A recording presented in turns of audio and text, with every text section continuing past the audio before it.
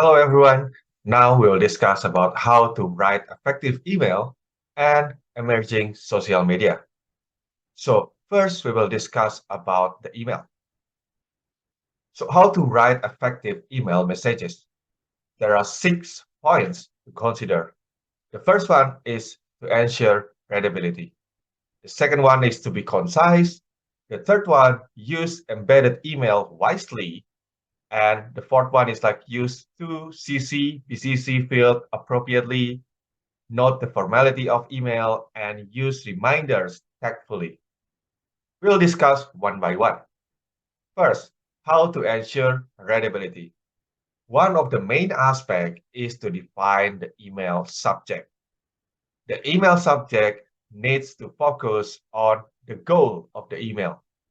For example, if it is commercial email subject, what is the intention of this email? If we want to keep recipients to be able to keep the customers, then we can use, are you searching for a way to keep your customers? So in here, we target recipients that try to maintain their customers in the business. The next one, for example, 50% discount on travel fare. So for this case, the recipients are maybe travelers or potential travelers. The next one is like academic email subject. So it is quite similar. We need to be clear about the aim of the email. So if it is about asking the clarity of grading in a course, then we can just ask inquiry about grading in data structure course. So another example, if we want to invite someone to webinar, then we can say invitation to webinar X, blah, blah, blah. So to ensure readability, one of the main aspects is to determine the clear email subject. Second one is like be concise. There are no rules on how many paragraphs that you should write. But the key point is that you need to be concise. You need to write everything clearly and short. Get to the point and then use simple sentences instead of the complex ones and try to avoid jargons as many as possible. The next one is like use embedded email wisely. So on some email service providers, this is automated, but on the others, it is not. So it is important for you to define whether the embedded email will be used or not. Commonly, it needs to be embedded so that people can know the history of the conversation. So they know how to respond based on the conversation, especially from the beginning. The next one, use to CC and PCC field appropriately. So what are the differences between those three? The first one, to, is like the most obvious one, and we are all aware about that. To means the primary recipient. The next one is like CC. CC is like carbon copy. So it is actually to the other person for his or her knowledge. So for example, if you want to do a business with a third party, maybe your supervisor needs to know about any conversations that you have. So for each email conversation, you try to CC your supervisor. The third one is BCC. It is quite seldom to be used, but yeah, still useful at some point. So it is blind carbon copy. It is quite similar with CC, carbon copy. So it means copy to the other person for his or her knowledge. But the difference is that the primary recipient won't know about the PCC things. So when this is useful, first is like when organizations send bulk email, for example, for a fundraising mailing list. A fundraiser need to know nothing about other fundraisers. So it is better to use PCC. Although in my own perspective, it is better also to write dedicated email for each fundraiser. Do not make it general. The next one, when other people need to know about a certain situation, but you believe that the primary recipient of the letter might not feel comfortable about sharing the information. So you can use PCC. Or the third one, when sending email to someone more senior, using PCC allows the key person in charge to understand a situation without being unsettling to the primary recipient of the message. So there are still some usage of PCC. But yeah, as I said before, it is not frequently used. Next, the formality of the email. So like in letters, email messages also start with a salutation, but there are a variety of both formal and informal ways to do so. And you need also to consider the person background. For example, if it is like in Australia, they don't really care much about formalities. So yeah, you can just say hi, blah, blah, blah, blah, blah. But in some other countries, you need to be like more formal, for example, dear, blah, blah, blah. And sometimes it is important to mention both first name and last name. And the next one is like use reminders tactfully. So sometimes the recipients have too many emails, and sometimes it is important for you to remind them about the previously sent emails. This is one example that is friendly and polite. Thanks again for your interest in contributing a chapter to our edit book. I'm writing to ask if you need more time on the abstract or if you can send me the abstract in a day or two. Thanks again. So this is like a reminder, but it is very, very polite. And there are like several things to consider for a good impression in business emails. First, do not write in capital. So if we write in capital, then it seems like we are shouting to the recipients, even though we are not. Second, we need to answer business emails within 24 hours, if possible. And third, we need to watch the language. So we need to consider about the circumstances and the people we are talking to. We need to resist attaching pictures, letters, or large documents to emails because, yeah, it can be like distraction for them to read the attachment or to read the content of the email. The next one, when replying to an email, include the original in the body of the message. So as I said before, some service providers automatically did that, but some didn't. So it is better to ensure that the original body of the message is attached in the email. The next one, turn on the auto reply function if out of the office for an extended period of time. So for example, you are going for a holiday and then you need to put auto reply function saying that, okay, I'm at holiday and maybe you will get a response after a certain day.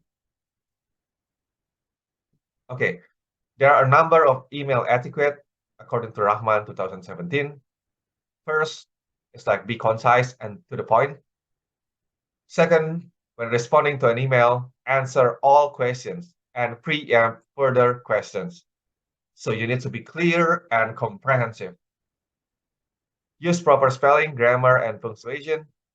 Make it personal. So one of the examples is like explicitly address the name. And the next one is like use templates for frequently used responses. Answer swiftly. Do not attach unnecessary files. Use proper structure and layout. Do not overuse the high priority option. Do not write in capitals. Do not leave out the message thread. Add disclaimers to your emails if needed. Read the email before you send it. This is important because sometimes people just send the email without reread the content, and sometimes they forget about several things that need to be described in the email content. And if possible, attach your email and emerging social media, but depend on the context.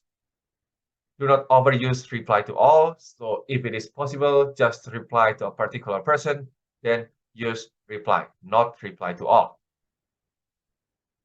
Take care with abbreviations and emoticons. Make sure that the recipients understand all of the abbreviations.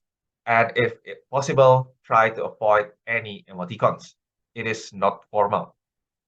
Be careful with formatting because sometimes when you open it in other devices, maybe the layout changes. So for example, when you open it in a mobile phone, then maybe some emails is not as good as it seems when it is viewed on a desktop. Do not forward virus, hoaxes, and chain letters. Do not request delivery and read receipts. Do not ask to recall a message. So you can just um, describe describe the previous message instead of ask them to recall by themselves. Do not copy a message or attachment without permission. Do not use email to discuss confidential information. If it is really confidential, it is better to meet in person, or you can set an online meeting. Use a meaningful subject line, as I said before. Use active instead of passive. This is the principle of business. And avoid using urgent and important, except it is really, really necessary. But on most occasions, it is not needed. Avoid long sentences and do not send or forward emails containing libelous, defamatory, offensive, racist, and obscene remarks. The next one, keep your language gender neutral. Many Western countries accept not only binary gender. So it is not only male and female, and it is better to use gender neutral language. The next one is like do not reply to spam, even though it might be interesting. Okay, you can spend hours editing an email, but send it as if you wrote it in a minute. So that is the key point of it. The next one is like emerging social media. We are aware that there are many social media platforms available, and we need to choose which that satisfy our needs or can help us to reach the goal in the business. So the social media can be a blog, microblog, wiki, forms, instant chat and messaging, file sharing, opinion polls, bookmarks, and even RSS feeds. There are 4 features of social media and why we need to use them. The first one is the visibility. So it refers to the ability of social media to make users' behavior, knowledge, preferences, and communication network connections that were once invisible to be visible to others. The next one is like persistence. So with persistence, social media allows what is published to remain permanently accessible. The third point is editability. So it is possible for social media users to amend, modify, add to, and change collaborative work published on the internet. The fourth one is association. Through association, social media can create and sustain relationships between entities. There are 10 rules for writing great social media content. First is like be real. Establish a genuine voice that is relatable. The second one, it is not always about you. You can see that there are a number of social media accounts for business that does not necessarily discuss about the business itself. It is more focused on trends, on um, existing circumstances, and something like that. So not every post needs to be about you and your service. Comment on other posts or share thoughts about current events. That is important because it might result in traction. Offer a unique perspective. So you know that there are a lot of businesses, there are a lot of social media accounts for businesses, and you need to stand out from the crowd. Next, messaging needs to match the channel. So construct your content within the social norms of the platform. So, for example, social media content for Instagram can be different for LinkedIn. LinkedIn needs to be formal. But when you post on Instagram, you cannot use too much formality. You need to be less informal. And you need also to research about the age group of users of the social media platform. So Instagram users are usually younger compared to Facebook users, and you need to match the content with that. Share great content, so enhance your level of social engagement. And the next one, visual, increase engagement. This is really important, and it is enough said. So people say that one picture words of thousand words, and that is basically true. So when posting on social media, you need to have a feature or a picture that kindly summarize all of the things that you want to deliver. The next one is like diversify your messages. So change things up and avoid boring your audience. The next one, give people a reason to engage. Be entertaining and informative. Make content timely. So timely and relevant content will increase levels of engagement. So for example, if it is the period of presidential selection, then you can discuss about the topic. And we also need to check about the analytics. So analytics don't lie, track the progress, and we know what we are doing, whether it is effective or not. So when we need to post on social media, then it is better to make it short and limited because people don't like reading long messages. The next thing is like better to make sure it is viewable about default. So you need to check about the devices that usually open the social media. So if it is like mobile devices, then you need to make sure that the feature is not too small and something like that, or the text is like not too long or something. And if it is an article, for example, on Facebook, it is better to limit to less than 500 words. Because yeah, again, people don't like reading long messages.